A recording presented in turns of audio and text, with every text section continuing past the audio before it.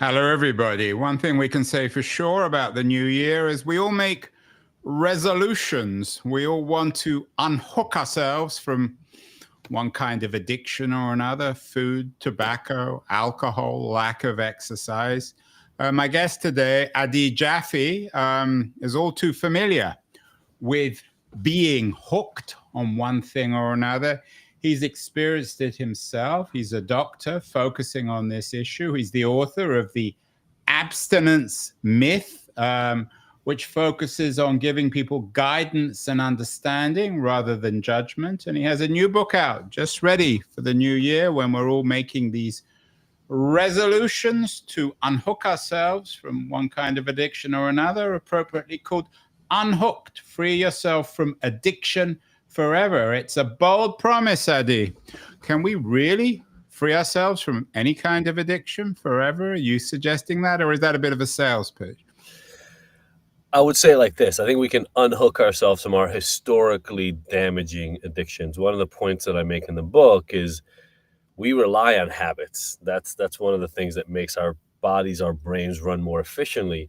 The question is, can we take bad, negative habits that we call addictions or compulsions and then move them into more functional habits? And so it's not as if we're removing habitual semi-compulsive behavior from our existence. It's just, how do we go from the most damaging to less damaging reality?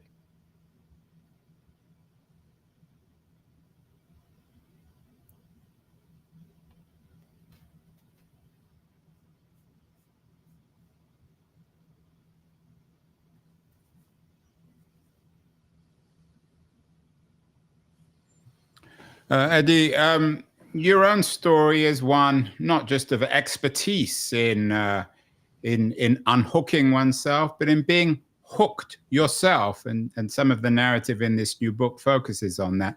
What were you hooked on? Yeah, I mean, I started like everybody did in high school with alcohol and cannabis.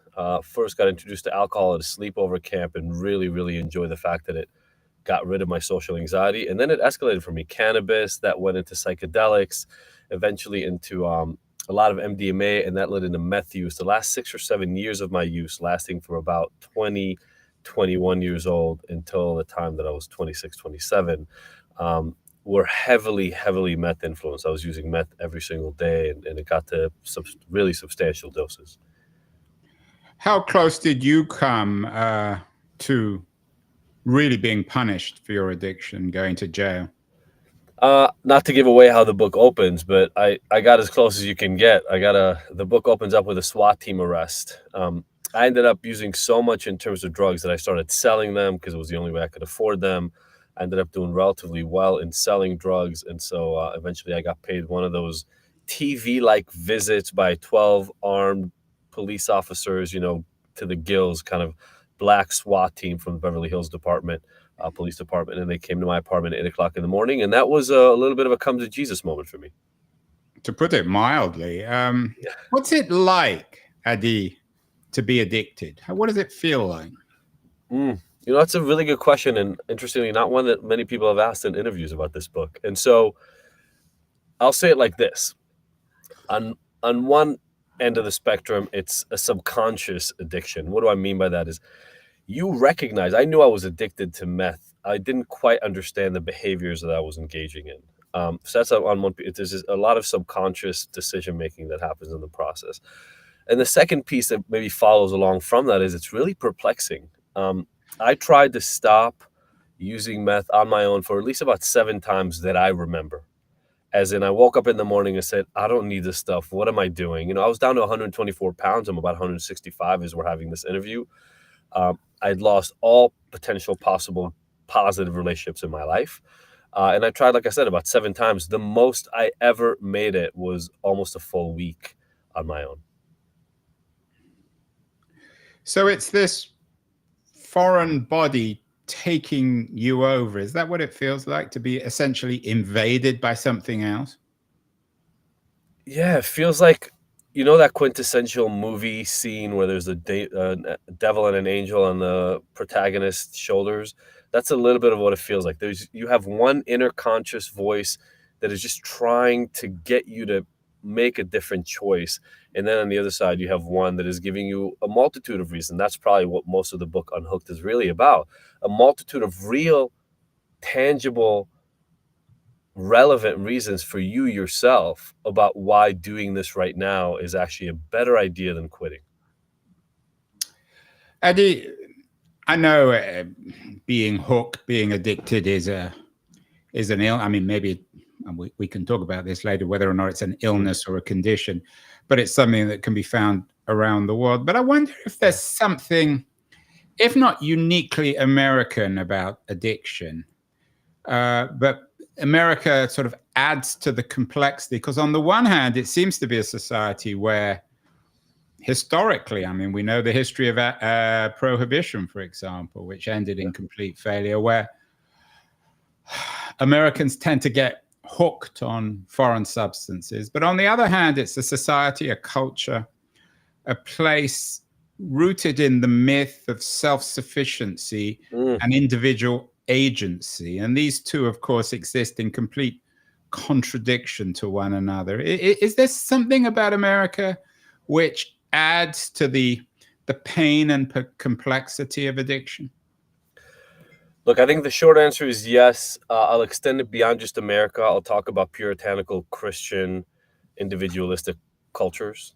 And then you hit on so many points. I'm going to try to hit them all. I don't have anything to take notes on because I'm at the airport, but I'll try to hit them one after the other. A few things. Number one, prohibition actually accelerated people's dependence on alcohol and substance use in a way, and people don't really recognize that. You know, before the 1920s, Americans primarily drank beer, right? Low concentration alcohol, as was the habit in England, where many of them came from at the time. And what prohibition did is it made it illegal to be found with alcohol. So a lot of people moved to much more concentrated drinks because it was easier to get drunk on a lower quantity, right? That's where flasks came out of, et cetera. But what a lot of people don't know is it actually also drove up the use of cannabis. And cannabis use started being exacerbated during that time. And ironically, you put up the slide before, 1920 to 33 was prohibition. In 35 is when Alcoholics Anonymous came to be. And so the prohibition movement was a religious puritanical movement in the US to get rid of the scourge of alcohol that was very much against these religious principles. And when that failed, they introduced other religious groups known as the Oxford groups and eventually Alcoholics Anonymous. So I think you're exactly right, is that in American culture, for a reason, and I'll try to get to that reason right after this, we seek out external rewards. Maybe I'll start with that. And whenever we try to legalize against them, it seems to backfire on us, right? I mean, look at, we've invested trillions of dollars in interdiction and prohibition-like activities since the 60s in the drug war. Trillions of dollars. Yeah, I mean, we talk about, and there's no the Bushes talked about the war on drugs. Literally. Yeah. There's no sign that any of that did anything to reduce either the prevalence, the intensity, or the cost. They've just increased the cost of addiction in this country. So I think you're 100% right. And I do think part of that is that focus on individualism, but also this idea that external rewards are the ways in which you can become gratified. Yeah, and the idea of being taken over by something else.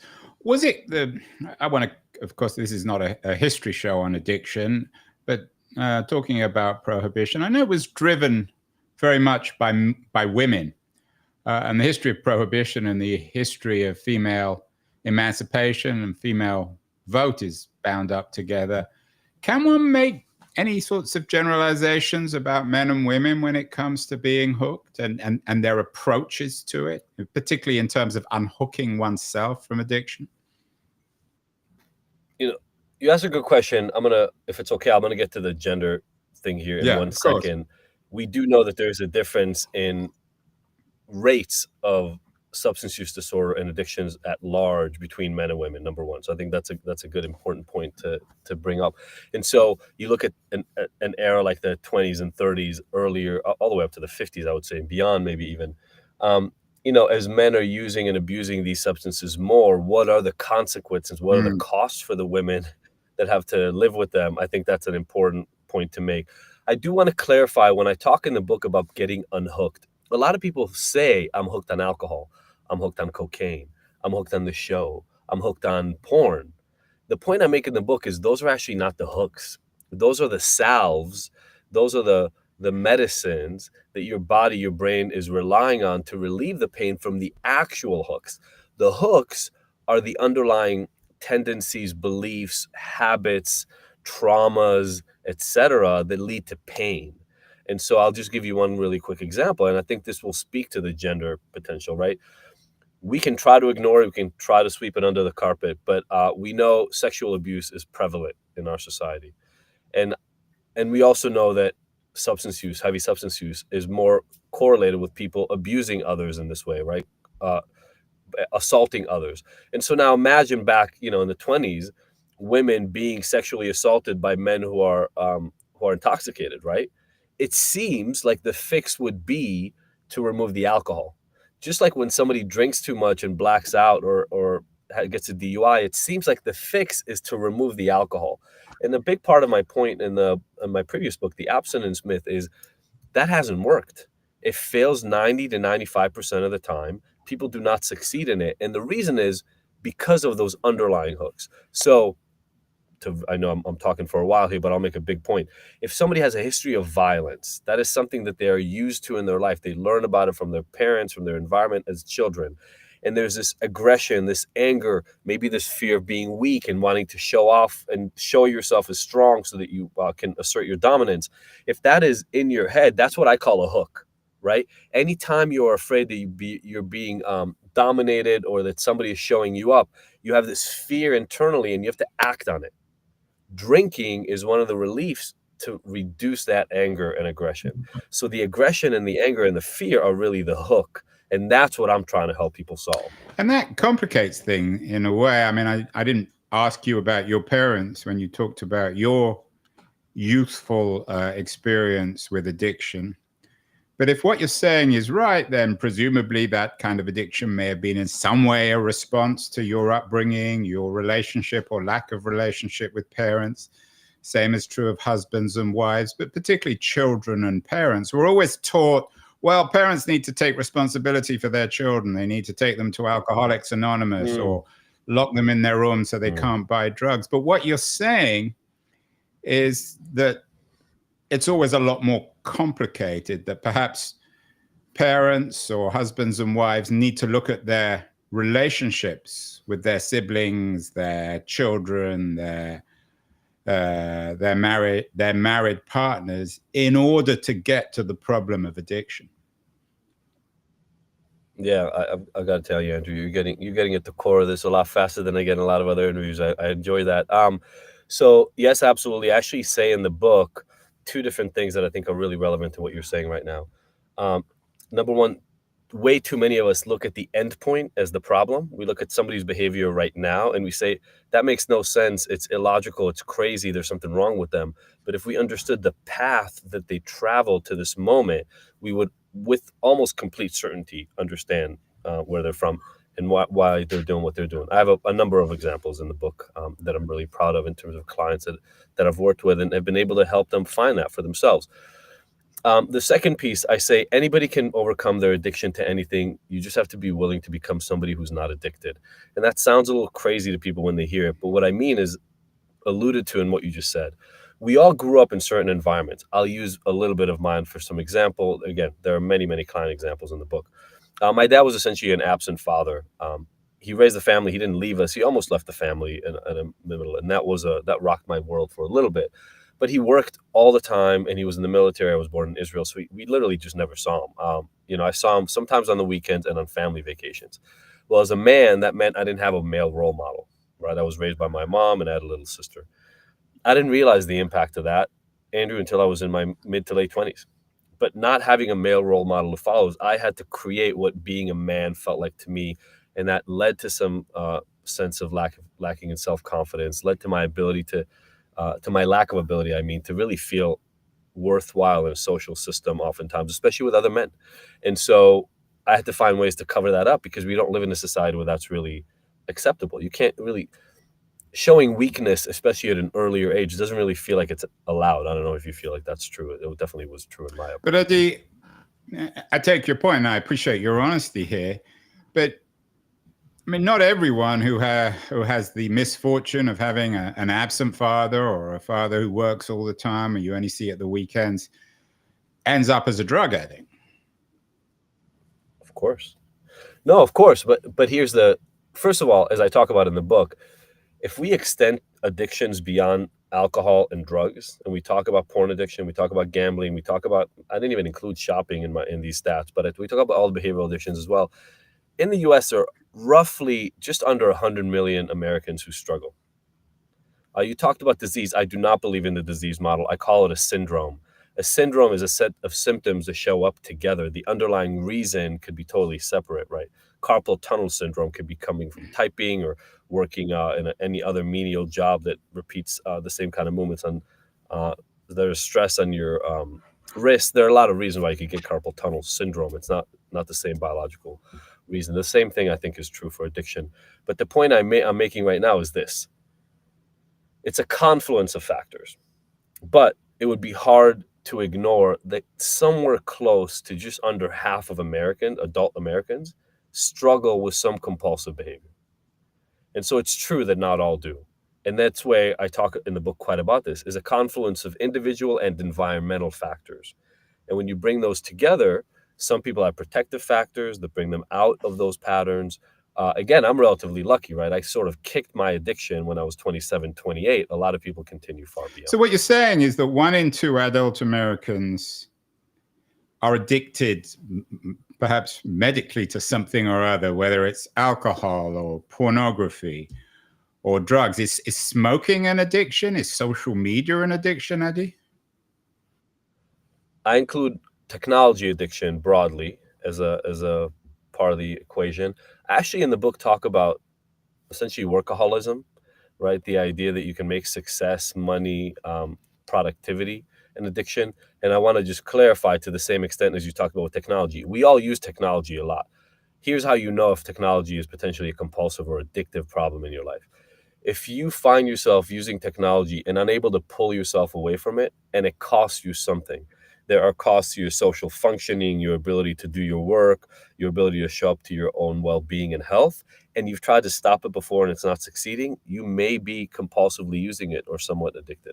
So when you use that relatively broad, but I think still appropriate definition, yeah, we're at just under half of Americans. A few years ago, we did a Adult. show with Nir Eyal. I'm sure you're familiar with Oh his yeah, book, Hooked. It was a huge bestseller. absolutely. Yeah, He was writing about the way in yeah, which tech great book. companies, Silicon Valley companies, purposely hook their users.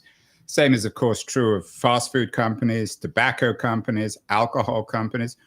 What's the responsibility in Unhooked and the accountability for Mm, the makers of the alcohol and tobacco and social media? Not to say, of course, the illegal drugs in terms of all this. sure. Look, that's a great question. I recently did some interviews around all these celebrity deaths related to substantial heavy substance use, right? Liam Payne most recently. That was the guy in And Argentina, wasn't it? yeah, the old One Direction member. And I think, you know, legislating things is one angle, certainly. Especially maybe with more legal corporations that are going to adhere to the rules better than the Mexican drug cartels, right? Um, but what I put the onus primarily on the reader in the book if I can. But you made a really, really important point. Whether it's sex, whether it's porn, whether it's shopping, whether it's love, whether it's gambling or substance. To date, we've primarily talked about being addicted to things that we control, right? I ingest, I do this, I decide to engage somebody in a sexual behavior, whether I pay for it, I don't pay for it, whether I look at a magazine or not. The thing that has changed now and has changed the equation completely, Andrew, you're right, is there's an outside agency that controls and adjusts its function to my behavior. So now imagine a drug like heroin, but not only does it have its original rewarding and pleasure producing characteristics, now as you start using it, it adapts what it does to you. And I think without a doubt, if you look at, I've got a 14 and a 12-year-old, you look at them and the way they consume technology, it is almost like an appendage. It's hard to disconnect them from it. And we see this in a lot of adults. So I don't know about legislation. I do hope that we start looking at that as a set of options. But I do in the book, and I'll just say this here clearly for readers, take control. Get rid of all notifications on your phone right now. Pause this, get rid of all So notifications. we want right? people to watch the rest of Stop the interview, don't we, Eddie? Yeah, 100%, 100%. Come Right. back right after. Stop your phone from buzzing in your pocket every time somebody sends you a text message.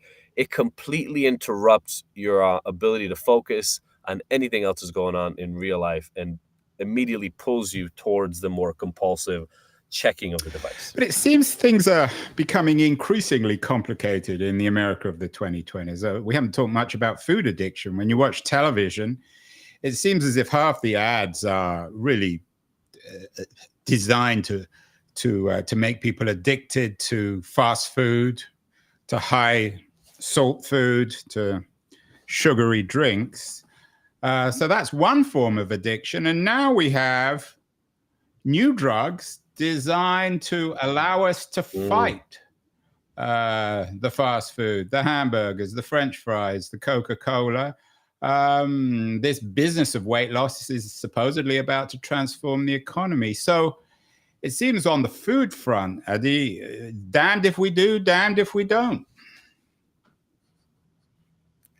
Yeah, I love, look, it's a little ironic, if I may, how no matter what the issue is, Americans at large, and we can argue that maybe humans want to do this, but you already took me there. So I'll say Americans and Westerners in general, we try to look for the simplest, quickest solution. Not necessarily the best long-term, most evolved, most strategic solution. And so, yeah, it is ironic, right? The cheapest, most available foods are the worst for us, but they won't cost you a lot and they're available from your car. You don't even have to leave your car. And if they make you gain too much weight, just go and inject yourself with this new stuff, and then you'll lose some of the weight that you gain from it. In the end, you don't actually have to behave in a more health conscious manner at all. You can just eat the really, really crappy food, just less of it, because these drugs you inject yourself with make you want it less. So are you suggesting that these new drugs that seem to be becoming increasingly popular, supposedly miracle weight loss drugs, I think it's like, I saw a number, 1 in 8 Americans have taken these pills, that people should be using them with caution? Yes, I think, what was it? Adderall, Ritalin, etc., are incredibly good at producing increased focus, especially in those who struggle with them most, and in allowing you to stay awake longer. As I can tell you from personal experience, you start relying on drugs that keep you awake longer and allow you to focus more, and next thing you know, you can't focus without them, and you're quote unquote hooked, right? You are now again compulsively using those at higher and higher doses. We are at the early days of these medicines. I don't know about you. I haven't found a single, I'll call it magic pill because of what you just showed.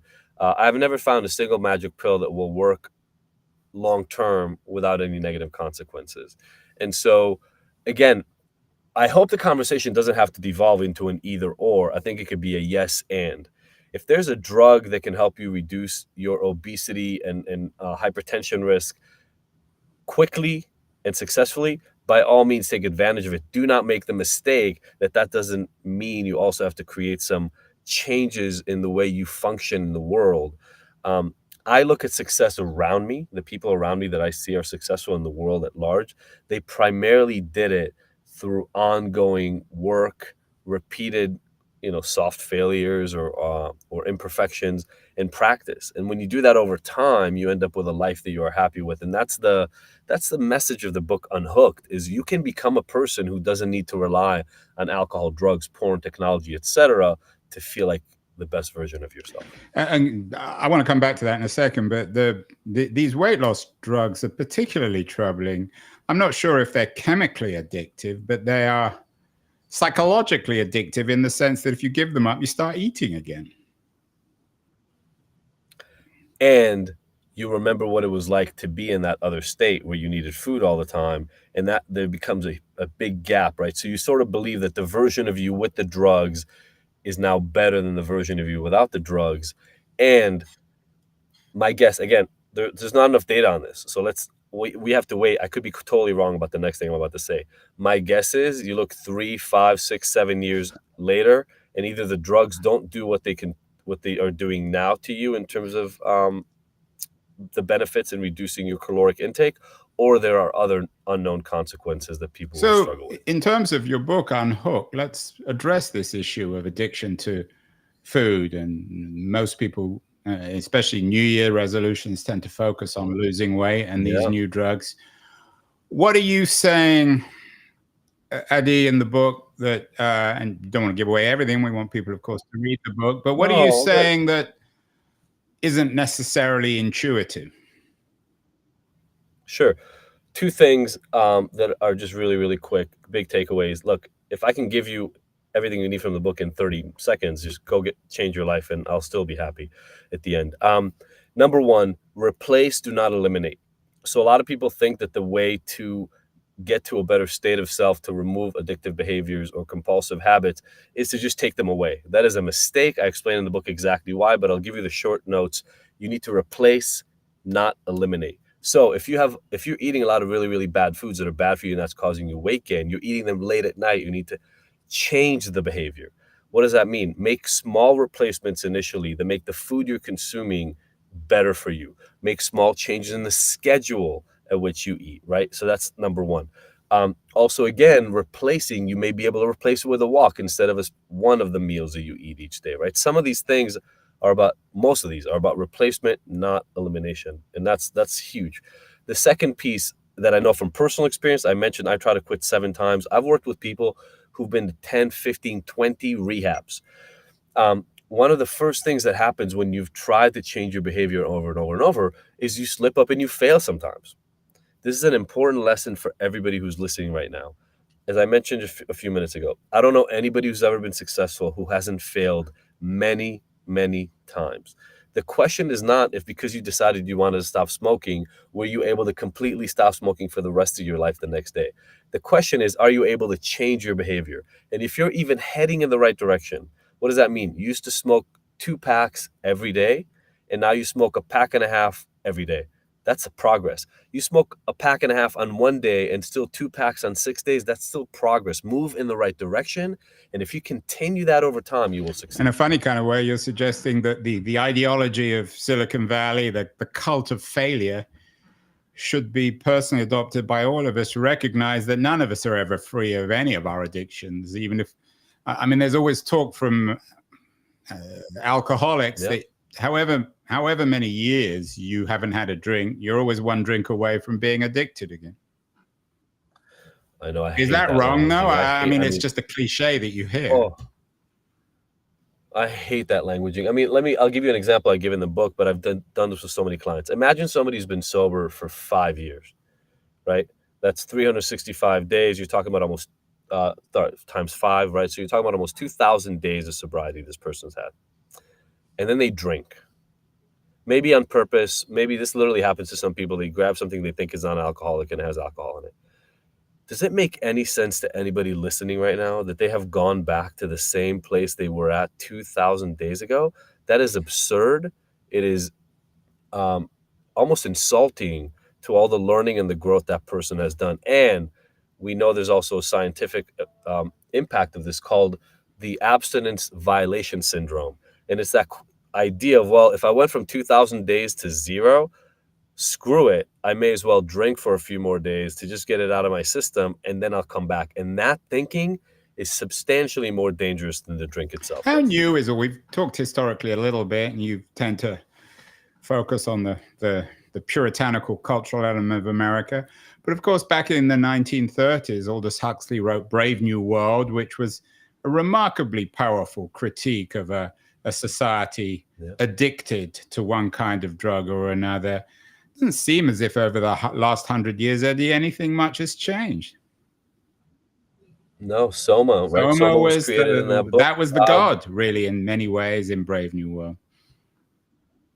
It was, and one that provided a promise, right? A promise of reprieve from the horrors of everyday life. So you're not wrong. And again, what I try to do in the book, and I found this to be true in my life. I found it to be true in lives of many, many people I know and or work with.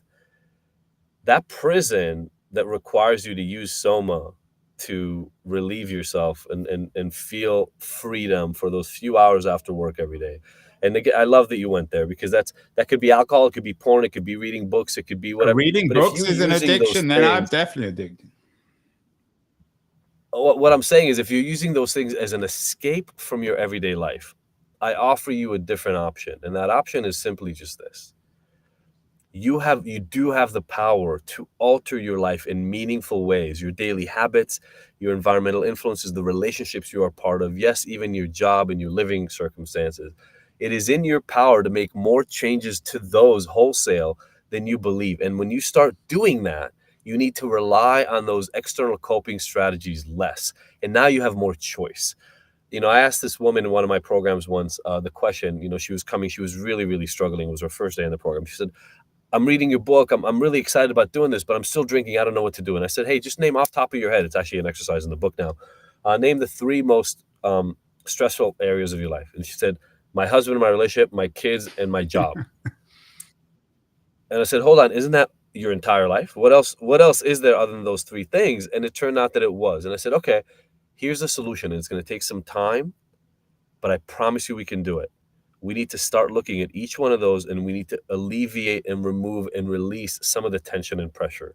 And that's the answer, Andrew. Exactly like it was, by the way, in A Brave New World, right? It was the freedom from the tentacles of what society tells us we have to do that provides us the ultimate. I'm also intrigued with the kind of books like Unhooked. I'm not suggesting that it's a generic type, but books which promise to free ourselves from one kind of addiction or another. That you're not just Eddie Jaffe, you're Eddie Jaffe, PhD. You probably didn't make that decision. Your publisher made the decision. But do you think, would you advise your clients? I mean, obviously you're going to advise your clients, your patients to read your book. But does it make any difference whether someone who's giving advice on dealing with addiction has or has not a PhD? Because it sounds to me, in the way you're presenting yourself and the way you're describing your interaction with your patients, that if anything, you're more of a therapist than a doctor, or a life therapist. I would actually say I'm more of a Yeah, coach. coach. You're right. Than a psychologist, no doubt. Here's what I'll say. I actually wrote an article about this for Psychology Today, I think almost a decade ago at this point. I think there's one big difference between lived experience and education. If I had to if I could only have one in a professional that was going to help me, and this might sound weird to people, but if I could only have one, I would have education, not lived experience. But it is much better to have both, and I want to explain that. As a person? As a patient. Like if I was a patient, I wanted help. I would rather go to speak to somebody who's educated than somebody who has the lived experience. A lot of people feel opposite to that, and I want to explain why.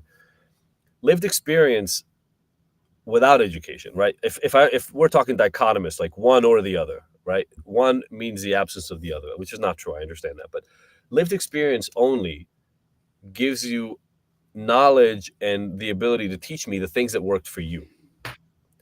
Now, some of those things may work for me, but many of them may not. And actually, some of those might be harmful for me. I'll give you an example, Andrew, really quickly right off the bat. If you have a severe history of trauma, I'm talking big T trauma, abuse, violence, sexual assault, incest, right? That kind of stuff.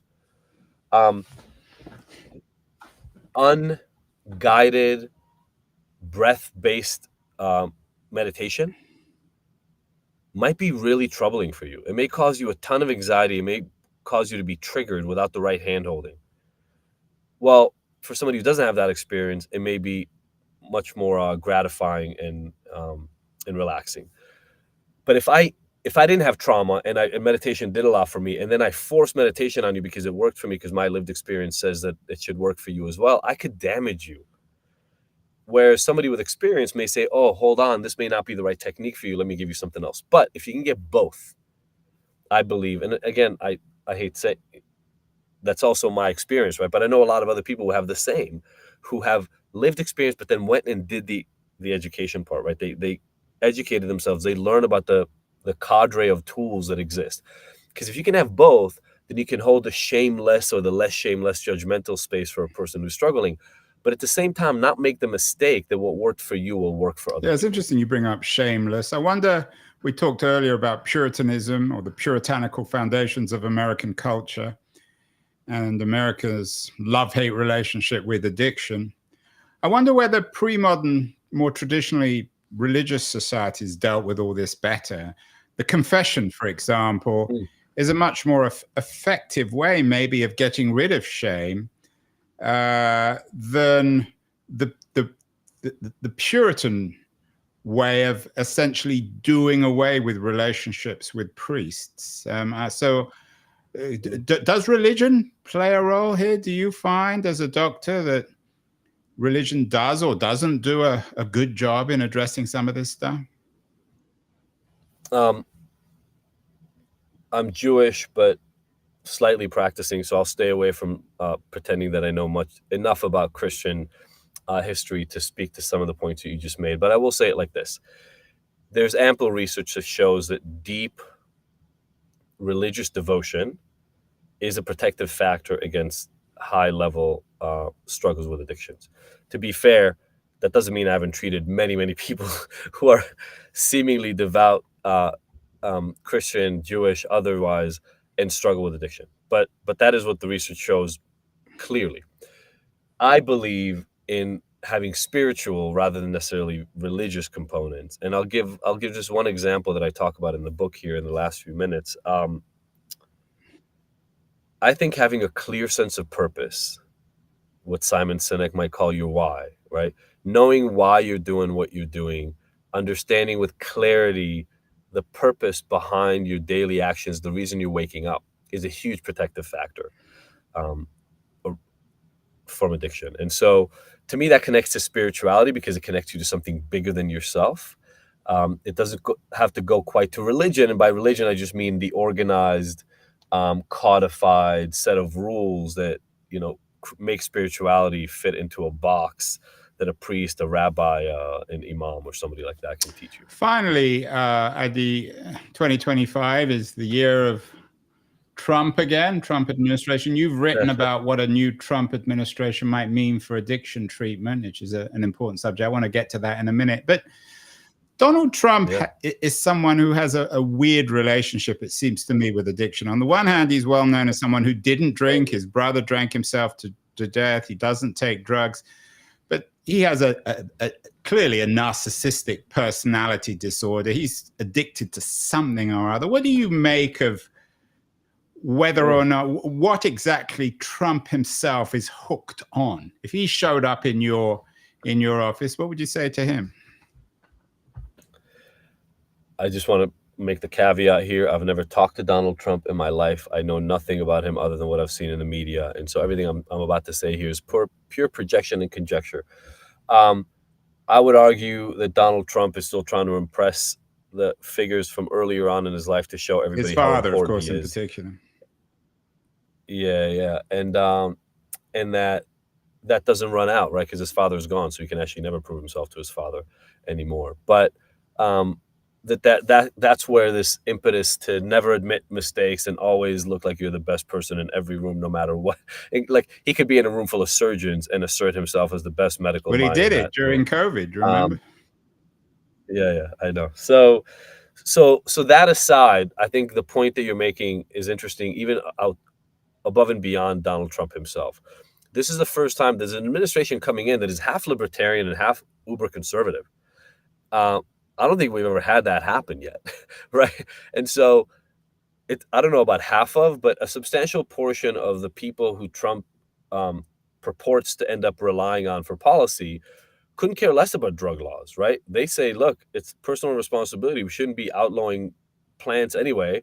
Let's get the revenue from this, do research, and do what was meant by, not even by God, but just by nature, number one. And then on the other side, you have the ultra conservative who are staunch resistors to anything that implies personal freedom that strays away from Christian values. So I don't know the answer. As I wrote in the article, it's going to be very, very interesting to see the RFKs who historically have been very much for the legalization of cannabis and things of that nature, fighting with an entire other half of the administration who believe that drugs, period, are the scourge of yeah, and I think RFK Jr. is a particularly interesting case because on the one hand, he has this really important role in terms of his dislike of the drug industry and opposition to it.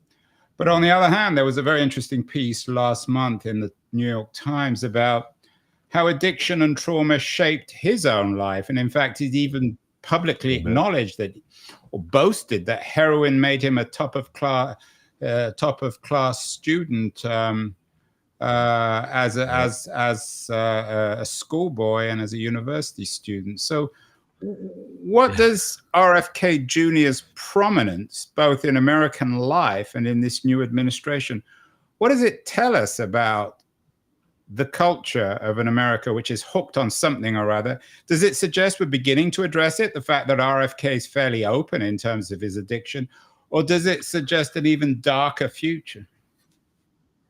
That's a great point. Look, I think the more, what is the phrase? Sunshine is the best disinfectant. I think it's good for this stuff to come out in the open. I think it speaks to another really important point, and maybe we didn't make a point of it before, and I have to leave here in a few to catch a flight, but maybe this is a future. I'd love you ask really amazing questions. So this has been one of my favorite interviews. I bet you tell everyone that. I think. No. You can see all the other interviews. You see that I don't. I'm just looking for some free, free consultancy, Eddie. I love it. No. I mean, you ask questions that are not directly related to the classic addiction problem. Here's the thing that I talked about earlier that people often don't catch. I don't think drug use is a problem. I don't think anybody who uses substances is an addict. I hate the term addict. I think it's stupid. It identifies the person as the problem. What RFK is saying there essentially is, look, I went through a period of my life where these narcotics shut something off in my brain, helped something, moved me along my path in a way that actually served me well. Now, my guess is, if the story is fully outlined, and I need to look more into it, is that because he was relying on the substance to help him in this way, at some point the substances stopped doing it because he didn't develop the skills he needed to solve that problem himself.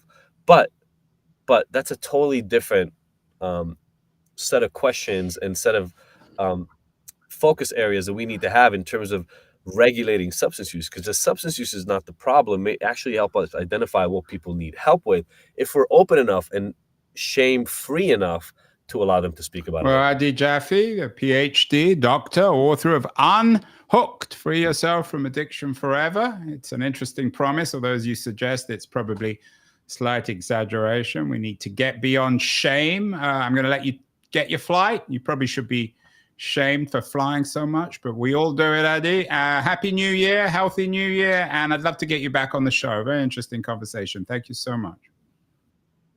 Thank you so much, Andrew. This was great. Love being on here. Thank you for the really thoughtful